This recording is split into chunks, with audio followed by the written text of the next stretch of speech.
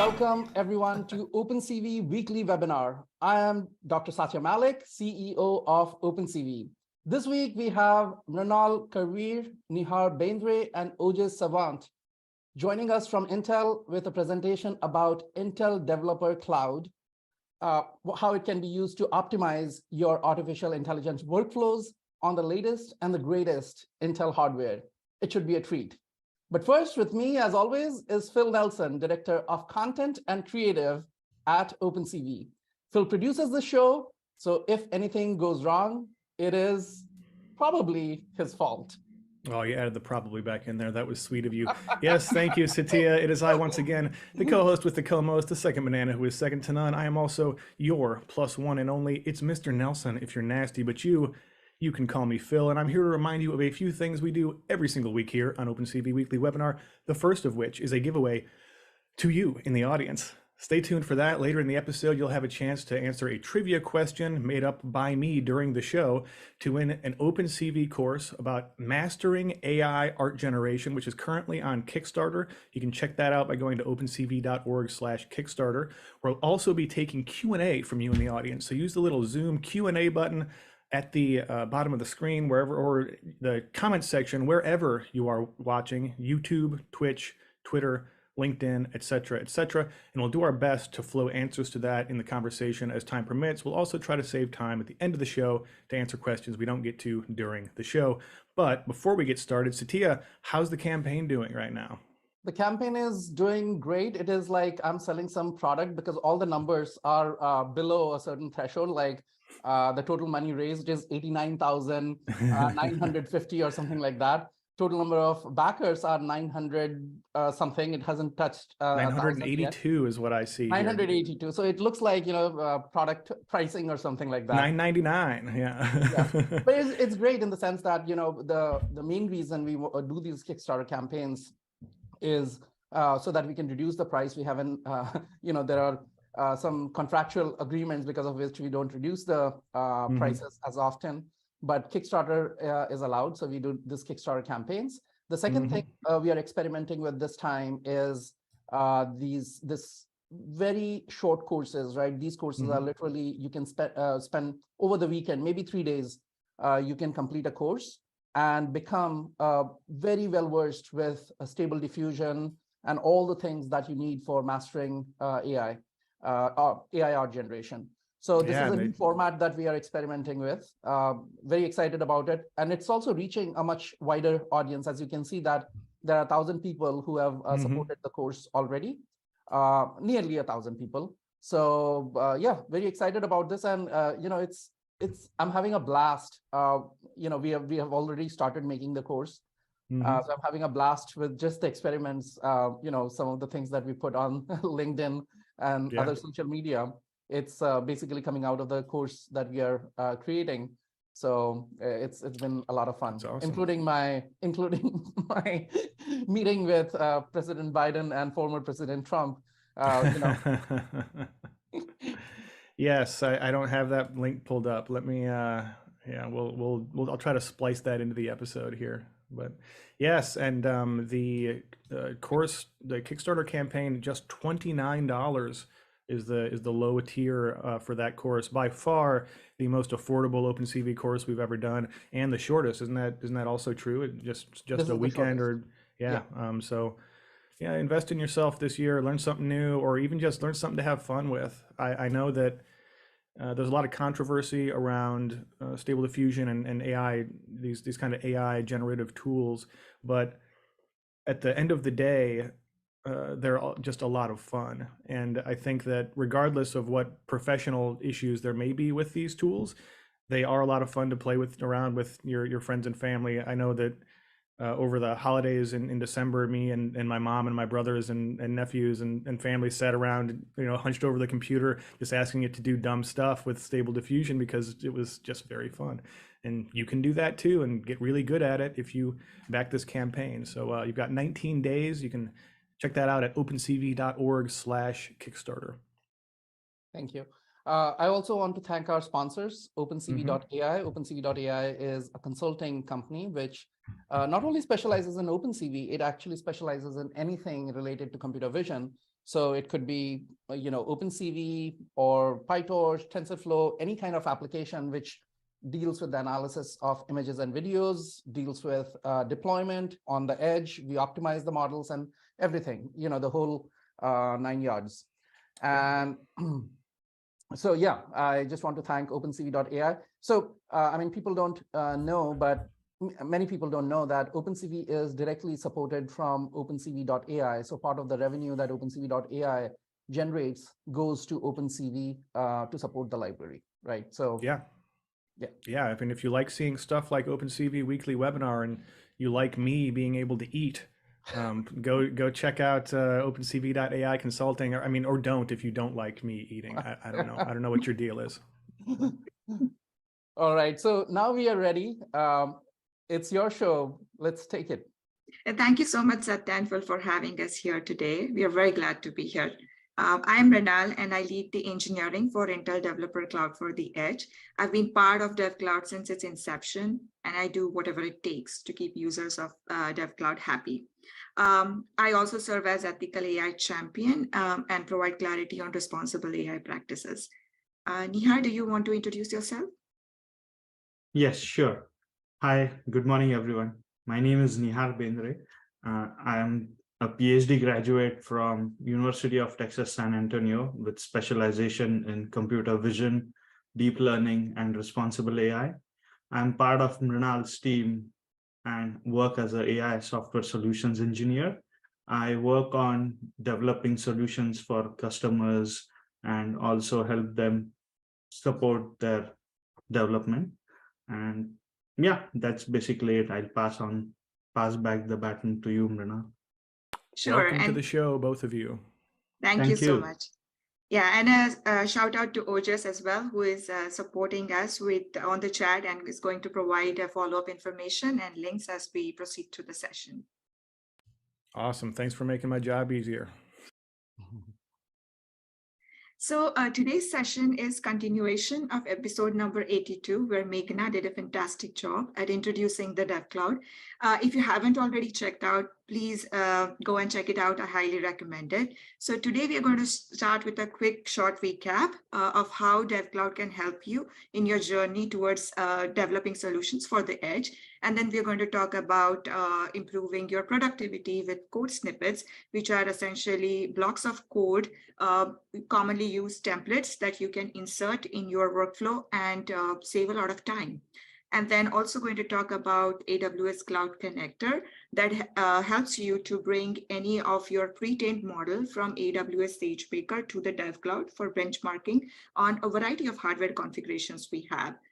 And then Nihar will walk us through benchmarking on latest Intel hardware, the 4th gen Intel Xeon Scalable Processor, also known as the Sapphire Rapids, and then Intel Data Center GPU Flex series, also known as the Arctic Sound series. And we'll do a quick introduction of OpenVINO 2.0 API. Awesome. All right. So DevCloud was born with a vision to remove complexities for the developer. Our mission every day is to make sure that we make it very easy for our users to develop solutions at the edge. So what are some of the common problems we face as developers? First is lack of access to edge hardware. Life before DevCloud involved waiting more than 6 months for the hardware to be available. And since it involved physical access, you had very limited access to a limited set of nodes at any given point of time.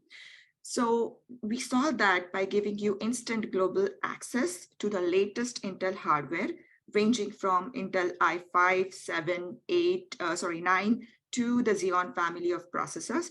And you can get that access very easily by registering at devcloud.intel.com/edge. You get an initial access for 120 days, which can be easily extended. The other problem that we face is dealing with complex software configurations. All of us can relate to struggling with complex software complications and with drivers and resolving all the dependencies that we are exhausted by the time we actually get to our use case development. So we solve that on DevCloud by making sure that we have the right hardwares installed on the right drivers installed on the hardware, and the latest Intel software works out of the box, and we have taken care of all of the dependencies and have virtual environments for you ready that you can just kind of choose and install it on the hardware of your choice and get started with your use case. The third problem we face while we are on our journey to edge development is not knowing where to start. So to solve that problem, we have provided curated content that starts with learning, where if you're just starting out, we have samples and tutorials that you can go through and learn about the latest OpenVINO features.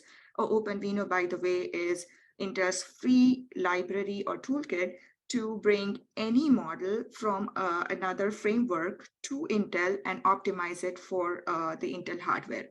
So we support OpenVINO out of the box. And then if you already have a use case developed, you can just import it to DevCloud and benchmark it on the tons of hardware configurations we have. And we always make it a point to support the latest hardware at a launch, so you get instant access to it. And we also support various optimization toolkits such as Deep Learning Workbench for you to optimize and visualize your optimizations. So in summary, can I interrupt a little bit? I have this favorite, OpenVINO story. A few years back, we were working on this application for background removal, like a Zoom kind of application where you remove the background in real time. So the demands were, it had to be more than 30 frames a second, even on a browser. So the model was running on the browser. There were other models that were running on Intel hardware, etc. So there was one particular model which we got it to run at 10 frames a second. And then that was, I think, the first time we made OpenVINO our, part of our workflow. So we were at 10 frames a second and we wanted to optimize it. And we just ran it through OpenVINO, all the optimizations, etc. And suddenly, it's like almost free. There was no loss in accuracy, almost negligible loss in accuracy. And we got this thing running at 30 frames a second, right? So that was like, oh, we should always use this whenever using Intel hardware. It's a no-brainer, right? You spend, I don't know, not even an hour, 2 hours maybe with a little fiddling here and there, and you achieve this 2x, 3x speed up, which almost feels like free lunch. Yes, thank you so much, Satya, for sharing that story. Definitely, yes. So just to kind of summarize, with DevCloud, you have a curated workflow that starts with tutorials, samples to help you learn about the latest OpenVINO features, followed by various tools to build your solutions with Jupyter Labs, OpenVINO, and container workflows. And then you have tons of hardware available to test, ranging from the processor family, ranging from Intel Core i5, 7, 9 to the latest Xeon family. And with the Intel provided tools and techniques for optimization. So I'm now going to switch to a quick demo mode to take you through a guided tour of code snippets. Awesome. We need to get a sound effect. Note to self, we need to get a sound effect for Brave live demo. Yes. All right. So when you log in to the DevCloud homepage, from here, using the Get Started, you can quickly get into our Jupyter Labs setup. And with Jupyter Labs, you are taken to the launcher. Launcher has many useful things that can help you get started very quickly. First is most used notebooks and tutorials. Second is featured tutorials. And the third one is samples. So we have more than 20 plus samples covering various demos, domains such as healthcare, security, various features of latest OpenVINO, with the Tiny YOLO V4, and then also with various samples across retail, such as people counter, store aisle monitor, shopper graze, and also a sample for industrial safety care detection. So please take advantage of these tutorials and samples to get started on your journey. Yeah, one thing I like about these tutorials, etc., is, you know, when you build a final product, maybe you will have to train your own model because, you know, sometimes the situations are different. So you'll have to train your own model. But let's say you want to get something approved from your boss, right? It's a proof of concept kind of thing. Nothing is as fast as taking one of these examples, right, and starting it off. And then you can also, you know, sometimes people have this, oh, will I have to spend expensive GPU on inference and things like that? Then you can show clearly that, no, you don't have to spend expensive, you know, it's not expensive hardware. You can run it on Intel CPUs. And that's a very good way to create a very quick demo, literally in a few hours, maybe a day. You can have a very convincing demo for your boss or whoever the stakeholders are for a proof of concept kind of thing, right? And later on, of course, for a specific use case, you always have to train or modify the model. But knowing that something actually works, let's say the Tiny YOLO V4 works on this hardware at the speed, that just cuts your you know, time to market quite substantially. You don't have to do that experiment. You already have examples out there for you to look at and try it out. Yeah, incredibly powerful tool for de-risking a lot of methods for solving various problems. Yeah, thank you so much, Satya and Phil, for that insight. And yeah, we have a motto, working demo over PowerPoint. So definitely this will help provide you a good starting point. Yeah, and then we also have the virtual environments set up for you. So from here, you can choose any version of OpenVINO that you would like to try out. We also have TensorFlow and PyTorch integration with OpenVINO. All dependencies, all installed for you and set up. All you need to do is choose the notebook or the console and get started with your development. So now I'm going to launch our code snippet tutorial. So code snippets are small blocks of code that help you accelerate your development. And we have many such commonly used functions encapsulated into code snippets across latest OpenVINO LTS. We also have OpenCV code snippets, matplotlib, and then NumPy. So for this particular notebook, we are going to build an object detection sample with MobileNet SSD. So I'm going to use the latest OpenVINO. And here you can see that we have code snippets also numbered, so that it makes it very easy to just build a notebook or a sample application in just a few minutes. So here, I'm going to just install all of the dependencies needed. You don't have to remember these dependencies at all. So just kind of, yeah, you don't have to remember the dependencies at all. You can just kind of use this code snippet. Oh, sorry about that.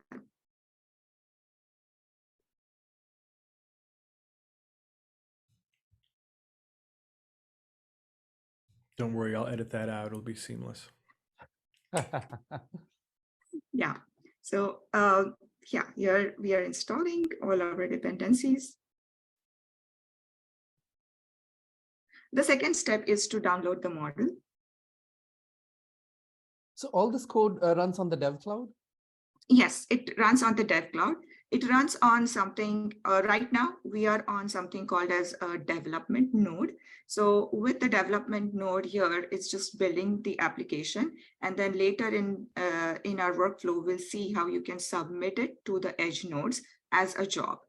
So yeah, in this step, we are downloading the model from Open Model Zoo. So with Intel provides a repository of the Intel optimized models that you can quickly integrate in your workflow. With the print all flag, you can also see the list of all of the models available here. For our purposes, we have chosen MobileNet SSD, but you can, with this template, easily choose to the model of your choice. Now, step 3 is a graph visualization. This is an optional step, but it helps you see and visualize the layers of the model and also kind of understand what is the input format for this model. So step 4 is generating an intermediate representation. So intermediate representation is a platform agnostic optimization and it's essentially results in 2 files, one bin file and XML file. So bin file has all the model weights and the XML file is the representation of network topology. What you get with model optimizer is you just have to write once and it runs everywhere. So at runtime, when you just choose the hardware of your choice, it will choose the right plugin without you having to program it specifically. So Model Optimizer also offers a tons of other tools and flags for you to optimize for size and the execution time. So one example, Satya, I think you gave in one of your previous episodes is where you have used Model Optimizer to reduce the size of the model and then kind of make sure that it ran with FPS 16 and the speed of execution was also much faster. Yeah. Just to give a little bit more color, OpenVINO has 2 kinds of optimizations. I'm speaking in broad terms. The first step is using the model optimizer, and what it does is, so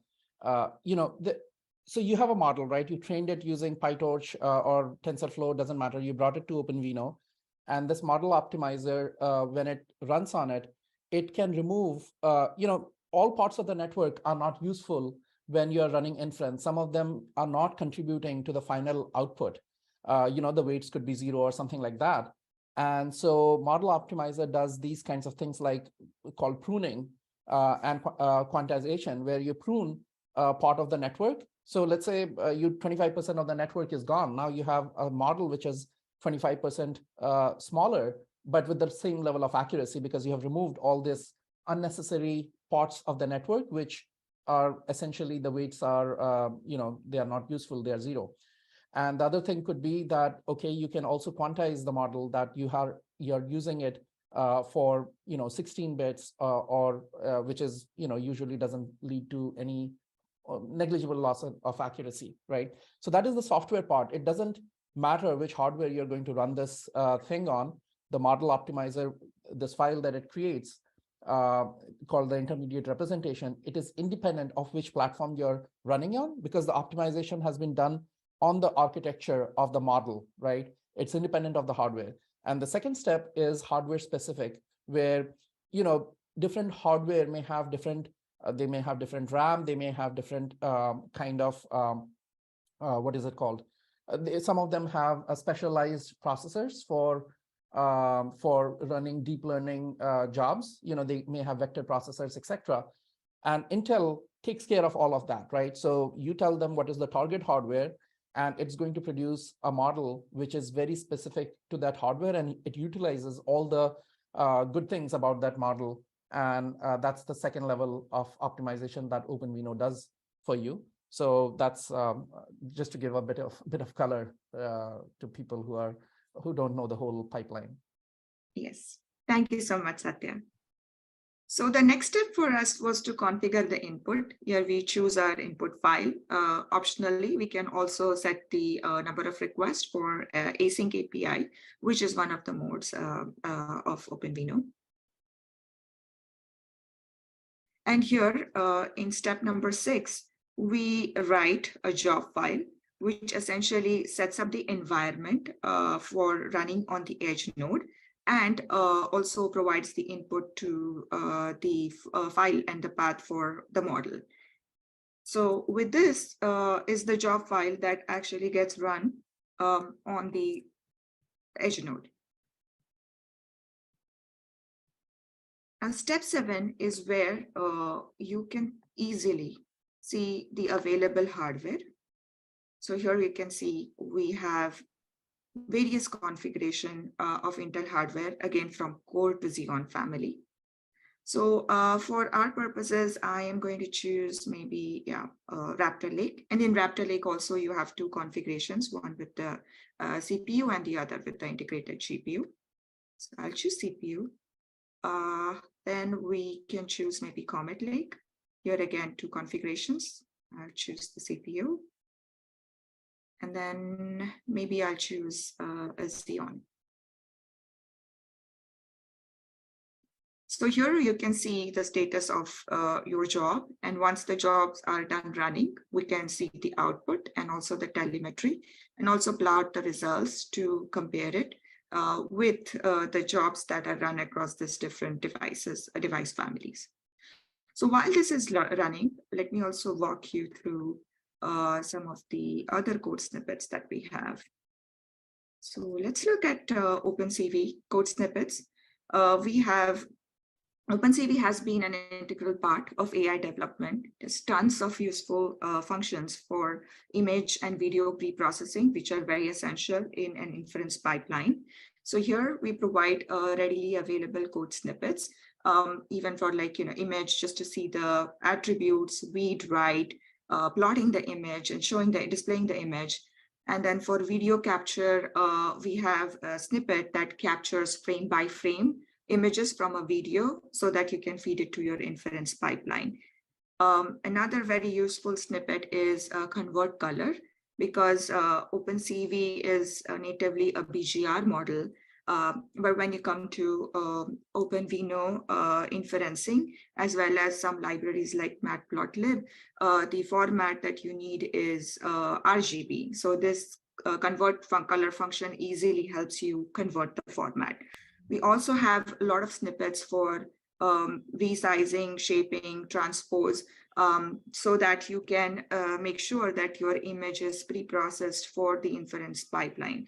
Just as an example, the MobileNet SSD model that we are using here today takes the input in the format of 1 frame, 3 channels, and 300 by 300 resolution. So these functions can easily help you pre-process and get your image ready in that format. Next, we also have various code snippets for Matplotlib that help you plot different kind of graphs easily, histograms even, and then store them in the format of your choice. And these are the code snippets that we offer out of the box, but you can easily create one of yours by with this template. You can add different tags, you can name it, and if you would like, you can also use this edit function and change one of the code snippets that we have to modify it for your particular use case. So these jobs are still running, but I have a tutorial already pre-run. So maybe I can show you here. So once the jobs are run, you'll see a nice graph, and that kind of displays the inference time and frames per second. So here we can see, okay, the performance at Xeon is much better, the inference time is much less, and it also processes more number of frames in per second. So maybe for my use case, Xeon is the better choice, but I have to also correlate it with other factors. That's where telemetry comes into picture. So see. Here, with telemetry, with FPS inference, we have also you can correlate it with CPU usage. GPU we are not using here for this particular hardware. We get to see here what's the average CPU utilization, average memory utilization, power utilization, the ambient temperature, and together this helps us make decision like which is the right hardware for our use case.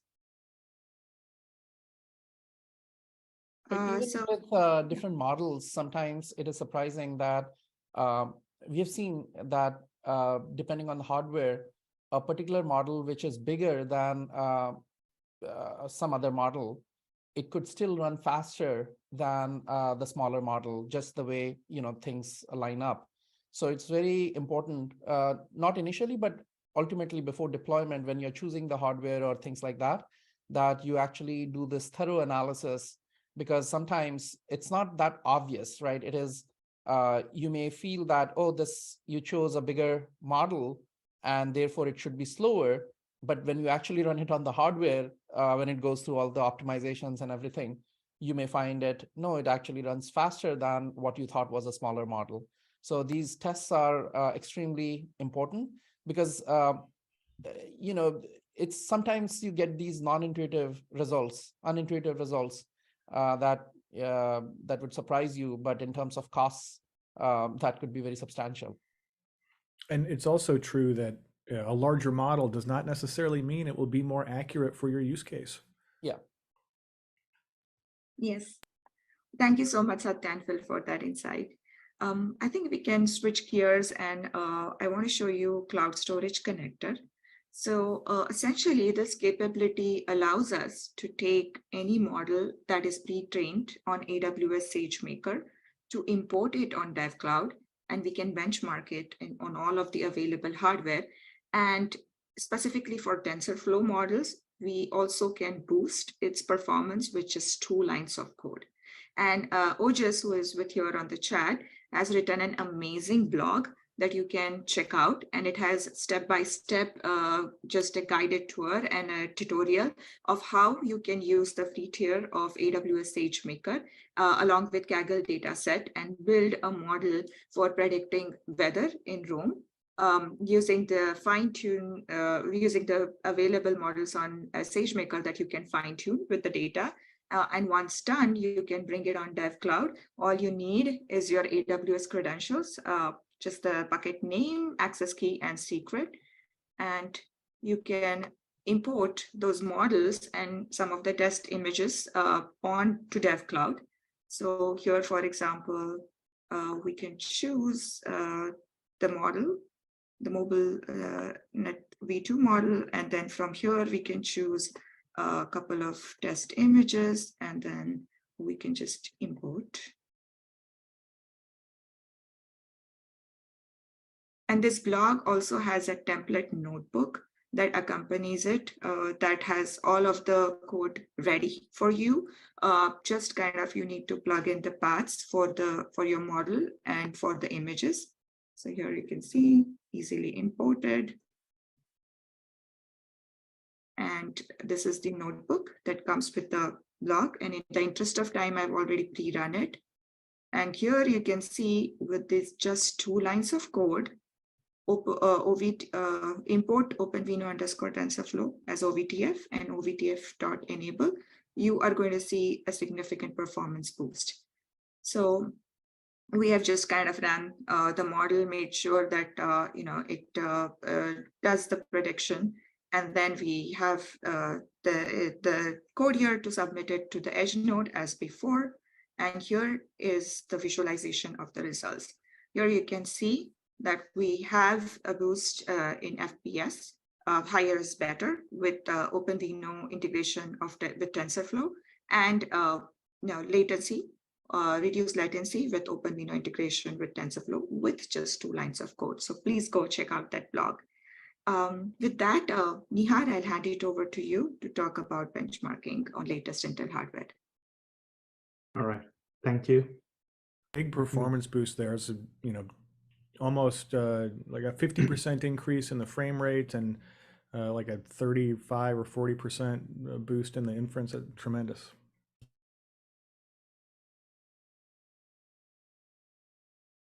All right, so let me take it further from there. So Mrinal covered most of the part of the hardware that we host. Like there's a wide variety of hardware that we host on DevCloud, with the CPUs, with the Core family, with the Xeon family, the cores ranging from i5, i7, i9, and all the way from 6th gen to the latest 13 gen, which is Raptor Lake. We also have Atom family. And then for any computer vision related stuff, we have accelerators as well as the vision accelerator and the Movidius VPU as well. And so let me dive into a demo and show you how the benchmarking works for the different hardwares we provide. And this here you can see is, oh, sorry. Before that, let me work on the next slide, which is like, let me introduce the Sapphire Rapids, which is the 4th gen Intel Xeon Scalable processors. As you see, it comes in 3 variants, the platinum, gold, and silver. And here they are, like, the differentiating factors between the 3 are pointed out. One key thing I would like to point out here is the Intel AMX. So this was not there in its predecessor, the 3rd gen Intel Xeon. So what Intel AMX is, it's advanced matrix extension. So this is a new built-in accelerator that can improve performances, especially for deep learning and AI related workloads. And it is also useful in like work cases like natural language processing, recommendation engines, and also image recognition. So and the reason it is important is because Elon Musk said that 99% of machine learning is dot products. Yes. I mean, then again, you know, based on what we've learned, it's unlikely that he would know. So, well, there's a lot of, if you have a good matrix engine, vector engine, then you get huge performance boost. And that's what this AMX is, right? Yes, correct. So let's see some numbers with a live demo. So here we are using this benchmark app program that we have. So a quick disclaimer, the numbers you may see here, these are for the benchmark app. For any personal workload, they may differ. But the flow of this diagram, the flow of this notebook is quite similar to what Mrinal showed earlier in the code snippets. We start with importing the dependencies. And then for here, we are using ResNet 50 model.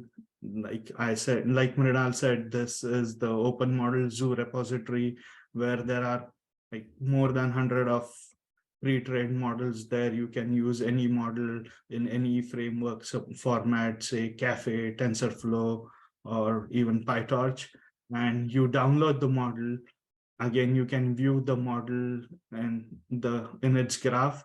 And here we use the model optimizer to convert it into 2 precisions, the floating point 16 and the floating point 32 precision. And after that, the process is the same. We create a job file.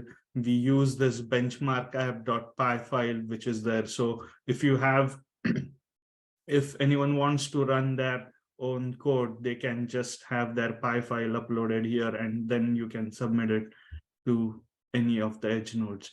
So this is the hardware selector. Here we are just showcasing some of the latest and greatest hardware, but if you want to see the complete list of hardware, you can hit this link, or Ojas can share the link to our hardware page online. You can see here.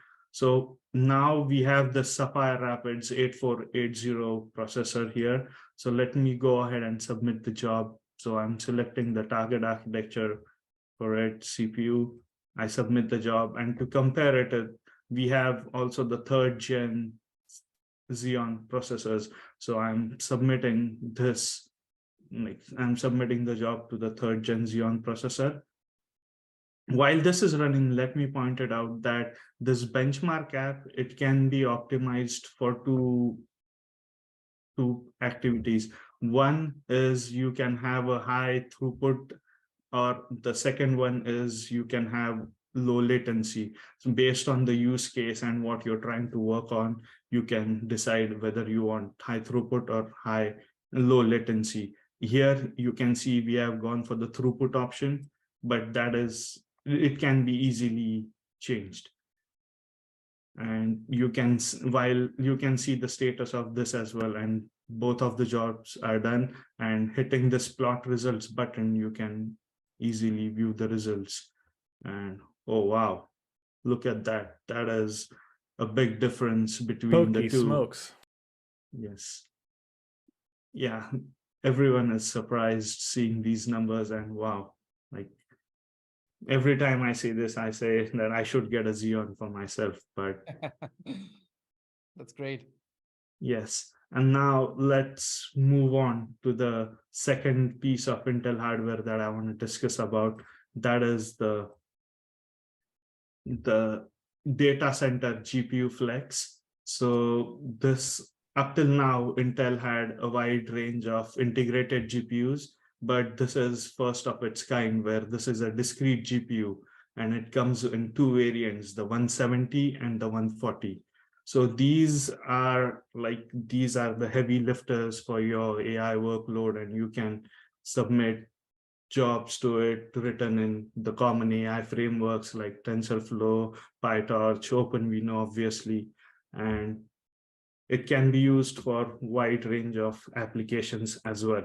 So let's go to the live demo and see some numbers over there as well. So this GPU Flex, this GPU that you're talking about, they are only for data centers, right? It's not, they are not available. Intel does have a discrete GPU for consumers also, right? Yeah. Yes. Yes. Is it released in the US now? Yes. Okay. Okay. But that's not the one we are talking about, are we? No, this is the data center, the server GPU. Got it. Yeah. Mm-hmm. So again, we are going through the benchmark file. We follow the same path of importing model. We use, again, ResNet 50. This can be changed easily to any other model in any other framework. And we use the model optimizer to convert it to floating point 16 and floating point 32 precision. We create the job file. Again, the benchmark app file is set to work with high throughput configuration. And then we have submitted the jobs to the GPU Flex 140, GPU Flex 170. And then to compare it with, we are submitting the jobs to some of the integrated GPUs as well. So to save time, I have pre-run this, but this is just click and run. Anyone can do it easily. So this is like we are submitting to 170, 140, and then we submit it to the UHD graphics 770, which is an iGPU, integrated GPU, and then the XC graphics integrated GPU, and the UHD graphics integrated GPU, and like get ready to be shocked. So there you go. Wow. Look at this. I tried to prepare myself and it was not enough. Wow, this looks like Burj Khalifa compared to the other. So there you see Burj Khalifa versus a one-story building. Yeah. Yeah. So this is the 170. It's a beast. You can have any and every workload over there, and it will, like, you will get better than expected experience results. And this is 140. Between the two, there's quite a bit of difference, but 140 also stands out compared to the integrated GPUs and the numbers that we are seeing here. So moving on from that, let me talk quickly about the OpenVINO 2.0 APIs. So basically, the reason behind having OpenVINO 2.0 APIs was to have a better organization of the OpenVINO and also to make migration from different frameworks to OpenVINO easier and better. So one example of that I would like to point out is in the 1.0 API versions, the model optimizer, it would not necessarily keep the same precision that it had for the non-OpenVINO framework. Say, if it was int 64, it won't necessarily after model optimizer be int 64. There were cases where there was change in layout, but now with 2.0 OpenVINO 2.0 APIs, that is not the case. You can use it, anyone. And those users who are already familiar with OpenVINO API, the inference pipeline, there is like minimum change to it, so you don't need to worry. And another thing, those who are used to and have their code in OpenVINO 1.0 APIs, you don't need to worry, because this OpenVINO 2.0 APIs, they're backward compatible as well. So you can try them out and like modify your code as required. So let me walk through this tutorial. We explain what, like this is again a tutorial for object detection with the 2.0 APIs. So let me walk through the pipeline of 2.0 APIs. So basically, the way it works is that first, oh, sorry. Yeah, here. So we start with creating a core object. So here we use IE is equal to core. If anyone who has worked with the 1.0 APIs, they know this was not IE, this was not core, this was inference engine. And then basically move on. For example, the change here to 1.0 API is instead of here in 2.0, we have read model, whereas in 1.0, it was read network. And these are some like fine changes that one can easily tweak and make their code working for 2.0 APIs. And for further understanding of this tutorial and to play and get your hands dirty, this tutorial is readily available. You can work with it. And thank you. I'd like to pass it back to Mrinal to summarize everything. Yeah. Thank you. Yes. Do we have time for questions? Yeah, we absolutely do. Yeah, Should we thanks do so much. Should we do the giveaway first so that Yeah. people have time? Yeah. Yeah, definitely. So, folks watching out there, if you're just joining us for the first time, or if you need a little reminder, one thing we do every single week here on OpenCV Weekly Webinar is give away something to you in the audience via trivia question. I am going to ask a trivia question from the presentation by our illustrious guests. And if you answer correctly, the first person to answer correctly in the Zoom chat will win the OpenCV Mastering AI Art Generation course when it is made available, I believe in, what was the date again, Satya? May 1st, like it May would be 1st. available on May 1st. Yeah. All right, so you'll get access to the OpenCV Mastering AI Art Generation course when it launches on May 1st. So get ready to answer in the Zoom chat. If you have won in the last 2 months, please do not answer and give other people a chance to win. Earlier in this presentation, we learned a lot about the latest and greatest Intel hardware, including the 13th generation of Intel Core processors, which features speeds up to 6 gigahertz. What is the code name for that new generation of processors? Can we answer? No, audience only. I have a feeling you probably know. No, everyone's answering Xeon. It is not Xeon. It is not the answer we're looking for here. We're looking for the code name of the 13th generation of Intel Core processors. I'll give you a little, oh, so somebody down there is getting super close. You got half of it is 2 words, 2 words. First word from a very popular film franchise. The sometimes antagonists of a very popular film franchise. It involves dinosaurs. Hey, there we go. R. O'Carroll. Raptor Lake. Raptor Lake is the answer we were looking for there. Congratulations, R. O'Carroll. Please send one email to phil@opencv.org, and we'll make sure that you get access to the Mastering AI Art Generation course when it is made available in May. Congratulations.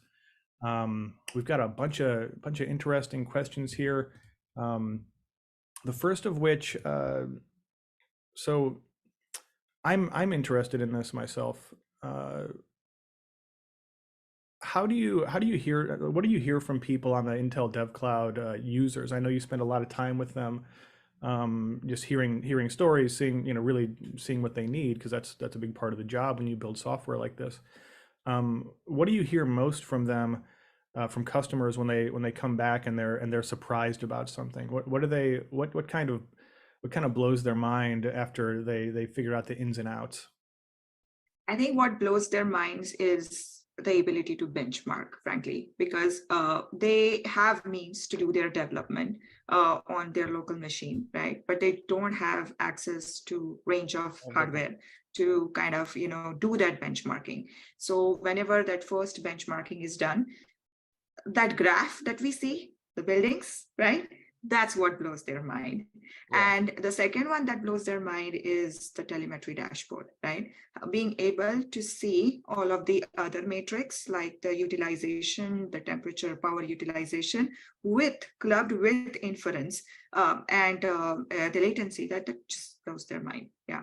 And we also have tons of solution briefs on the website that kind of outlines how people have used benchmarking in their use case, ranging from developing during the pandemic, developing a solution using just X-rays to build to predict whether someone is suffering from the virus or not. So we have tons of such solution briefs as well. So Mrinal, how do people use the telemetry data? Is it that, okay, you're doing inference on a model, and if the utilization is not high, does it suggest that, oh, maybe if you try a different model which uses it better, right? Because the speed could be, first of all, there are two reasons it could be slow, right? One reason is that, oh, it just takes, there's a lot of computation going on. And the second one is that there is not enough utilization. The architecture is such that things are not correctly ordered. So you may want to choose a slightly different architecture, which has better utilization of resources. Is that how people use it, or other ways? Yeah, there are other ways people can use it. One maybe example I'll walk through is benchmarking, maybe a smart cities application, right? We recently worked with one company, and for them to choose the right hardware, and they were looking to go off from the competition. So their use case was smart cities. So it was number of video streams that they can actually stream. So they had a workflow where they upped the number of streams, and then they saw that from the comparative hardware from the competition, what is the max throughput that they can get, right? So they upped the streams, they saw the data, and then it's a combination of many different things, right? So utilization is one aspect. That is what they are obviously aiming for. But when you look at examples like smart cities, you also have to keep an eye on power utilization, because there is cooling constraints. Otherwise, the city is not that smart. So yes, that's how people usually use it. I have to ask this question, otherwise people will hate me for not asking difficult questions. How does it compare with, so the GPU that you showed us, what is the equivalent for NVIDIA, and how does it compare, the two things compare? Honestly, it won't be an apple-to-apple comparison, because this GPU, it's right now hosted on DevCloud, and due to some constraints, we cannot get NVIDIA GPUs on DevCloud. But it is it's right up their alley. So you can whatever you expect from NVIDIA, I believe this GPU will be on par with it. Yeah, some people specifically mentioned the A6000 from NVIDIA, and we're wondering how that compared to the 140 and 170 Intel Flex GPUs. Is there any info on that, or is it really just a resource constraint? We don't comment on that. You can. We can't. Okay. Yes. You can probably can log on, you can get that hardware and test it out as well. Sounds like maybe a great post for Learn OpenCV. Yes. Yeah, I might be getting an Intel GPU for testing. So we'll see. Right on. Yeah. Gosh. Yeah, I mean, those are, I think we covered most of the questions we got here. We're pushing up on 10 o'clock. Next week, our guest will be Rerun, the awesome data visualization and data set versioning tool. Satya, you've talked with the Rerun team, haven't you? Would you like to tell the folks a little bit about what they can expect to see next week with the newly launched open source tool Rerun? Yeah, so it's a data visualization tool, or so basically it's a tool where you have, let's say you have a data.